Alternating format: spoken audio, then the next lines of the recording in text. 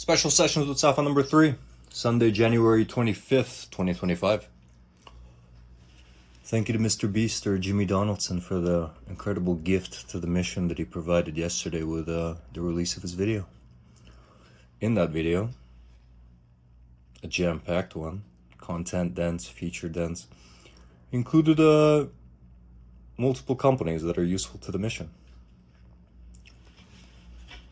Now, in one way, it could be viewed as trivializing each individual feature by packing them into a video of 7 or 8 different entities that are shown as part of a bright future, or framed as the bright future worth looking forward to in a positive way.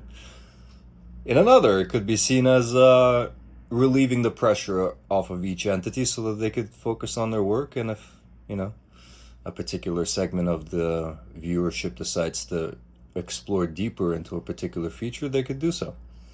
But it seems to be a nice, healthy distribution of what the future would look like. But the ones that were particularly useful to the mission was obviously the coverage of Starship and the tour of Starbase, and seeing Mr.Beast put on the heat shield onto, or try putting on the heat shield, which is obviously one of the 2 important things that Starship still needs to figure out, the heat shield and the orbital propellant transfer, in order to overcome the supposed Holman transfer window.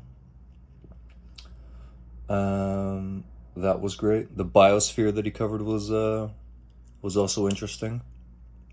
Vertical farming and recreating Earth-like environments on Mars in an indoor environment without the need to rely purely on terraforming. But obviously terraforming is going to have to happen eventually.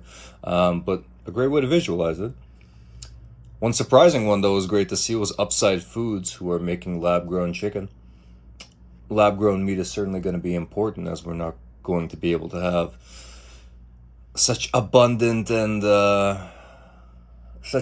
land on Mars for cows to graze on. So lab-grown meat, vertical farming, that sort of thing is going to have to be accepted on a mass scale for, the delights of Earth to exist on Mars or on other planets such as a solidified Jupiter. Unless, of course, we push towards the biotech angle, where nutrient delivery could be made in a different way. And on that topic, it was lovely to see Colossal Biosciences be featured, and their efforts to not de-extinctify, but progress de-extinction efforts with the dire wolf, the woolly mammoth, the dodo bird, and we're sure that it's going to happen eventually, and we are very much in favor of the velociraptor, who could be our exploratory bird over on Mars.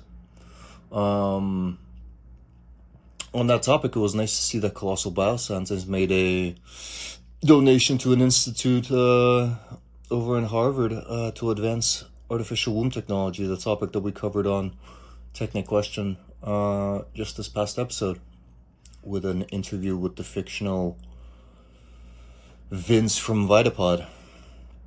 So that's great to see, Colossal will certainly be relied on to push that forward as soon as we're past the point of the fake tiered progression and complexity apparatus, where, we're pretending that this is not an inevitable thing, but it certainly is, for the purposes of stabilizing populations, reducing mass suffering, reducing the exploitation of fear, uncertainty, and doubt, as well as becoming a multiplanetary species that's able to even populate more than one planet.